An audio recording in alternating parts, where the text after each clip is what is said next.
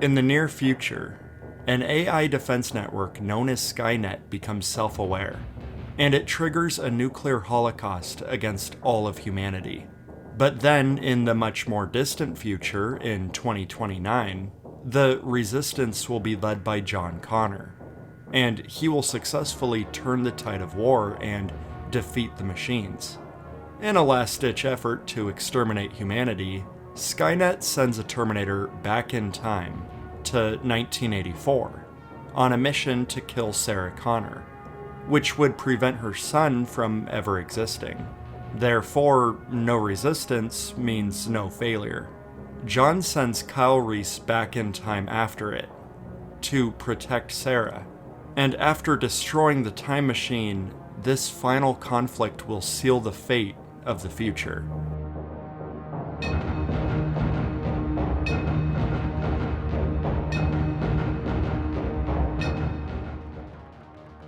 The Terminator is a terrific combination of action, horror, and science fiction. It balances all three of these elements in absolute perfect harmony, due to James Cameron's excellent direction and snappy screenwriting, which was also co-written by Gail Ann Hurd. The visual storytelling, for its relatively low budget, is just as impressive today as it was back then. Some of the special effects are a bit obvious and dated, but it doesn't detract from the experience. It was impressive and awesome then, and it's impressive and awesome now. Largely because the cinematography and the art direction itself is just so great. The futuristic 80s synthesized soundtrack is just wonderful. The music is catchy and mechanical and effectively haunting, and it matches the tone of the movie flawlessly. The theme to the Terminator is one of those instantly recognizable tunes. Even people that haven't watched the Terminator can probably cite where it's from. The performance of Arnold Schwarzenegger is truly terrifying. It's largely a physical performance. And since he's a humanoid cyborg that's only objective is to kill, kill, kill, he doesn't really need to give a dramatic, emotional performance. It doesn't feel pity, remorse, or fear, and it absolutely will not stop ever until Sarah Connor is dead. Speaking of Sarah Connor, who is played by Linda Hamilton, she's also great in this movie. She isn't a soldier, this isn't a fair match, she's just a young waitress in way over her head. As she survives these encounters, she'll come to understand her role in all this, even if she doesn't fully believe or accept it. And the events of this movie are going to shape her into the badass protector of Mother Earth. Finally, I'll talk about Michael Biehn, who plays Kyle Reese. He's really good too. He appears buck naked, robs a homeless man, stalks and abducts one Sarah Connor, blows up a bunch of stuff, gets taken in by the police. It would be safe to assume that this guy is batshit crazy.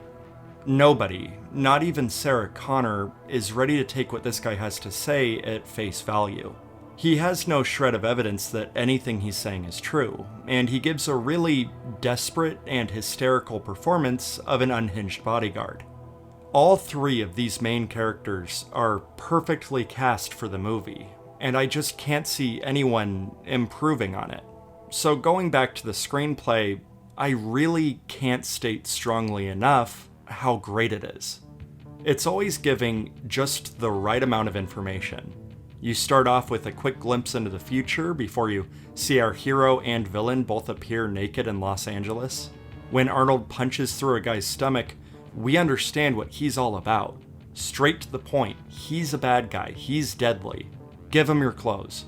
Kyle Reese, on the other hand, doesn't want to hurt anybody. He's just trying to get to Sarah as fast as possible. And with barely any dialogue, through major chunks of the movie, you can understand everyone's motivation and line of thinking. There's a lot of visual storytelling, and it's all very effective. The movie sprinkles information as needed, and like Kyle Reese, you're a bit of a fish out of water through a lot of this.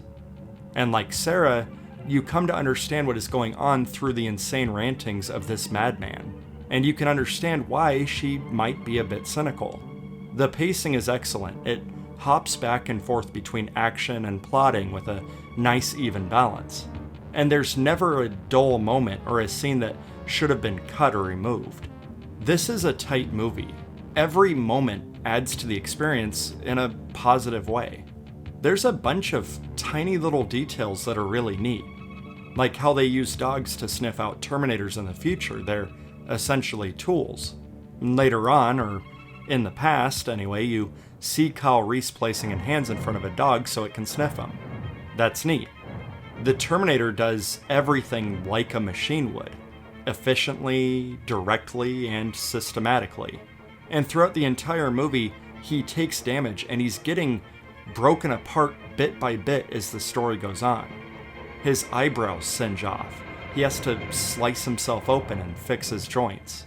He has to remove his eye. He loses his goddamn skin. He transforms throughout the movie, constantly losing any resemblance of a living, breathing human. He isn't a spy. He isn't a ninja. He's a killer machine. Which brings us to my favorite element of the movie. As heavy as the sci-fi elements are, and as explosive as this movie can get, at its core, this is a horror movie. Sarah Connor can run, but she can't hide. He will track her down and kill her. She isn't safe anywhere because this machine is unstoppable. About halfway through, the movie gets a bit Assault on Precinct 13. Sarah's in a police station protected by about 30 officers. The Terminator isn't a patient guy, and there isn't anything stopping him from tearing his way right through the entire building. So in turn, there's a heavy sense of complete helplessness throughout the entire movie.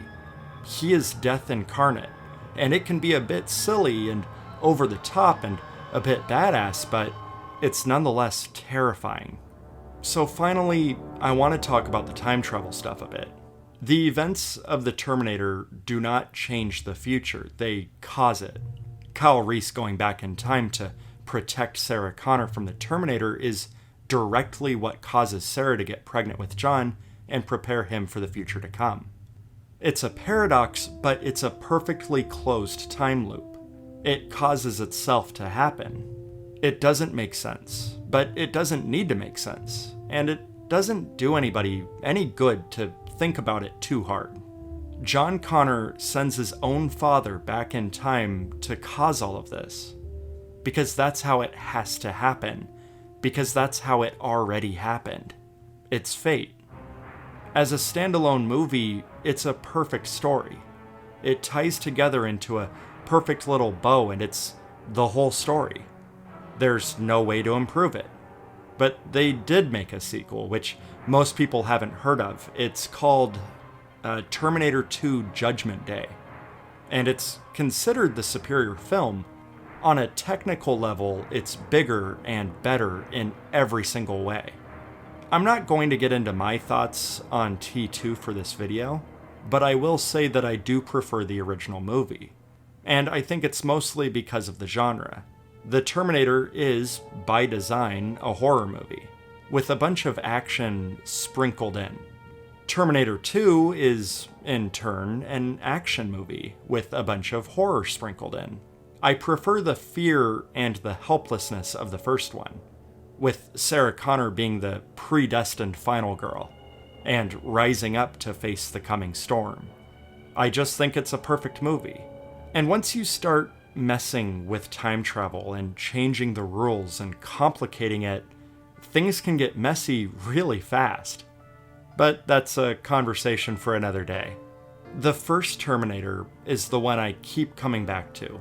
In my opinion, it's a perfect movie, and it's just timeless. Just like Kyle Reese, I willingly jump back in time, back to 1984 with no regrets. The main difference between me and Kyle Reese is that he doesn't end up dying a virgin.